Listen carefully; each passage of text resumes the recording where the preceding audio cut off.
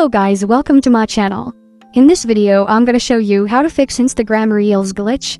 It is a fast and easy tutorial, so let's dive into it. First, make sure that your Instagram app is up to date. Outdated Snapchat versions might have bugs that Reels issues. So open the App Store and update Instagram if there's an update available. Another solution is to clear Instagram app cache. While iPhone doesn't offer a direct way to clear app cache like Android, you can try offloading the Instagram app.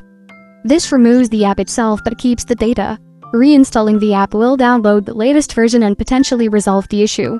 So go to Settings, here open General. Then tap iPhone Storage, here find Instagram in the list and tap on it. Now choose Offload App, then choose Offload again to confirm your decision. Later, go to the App Store and reinstall Instagram. Another solution is to log out and log back in. Sometimes logging out of your Instagram account and logging back in can resolve temporary glitches.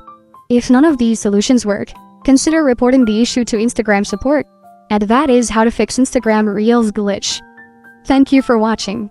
If this video was helpful, please leave a like and subscribe to my channel for more videos like this. And click on that notification bell to never miss an update.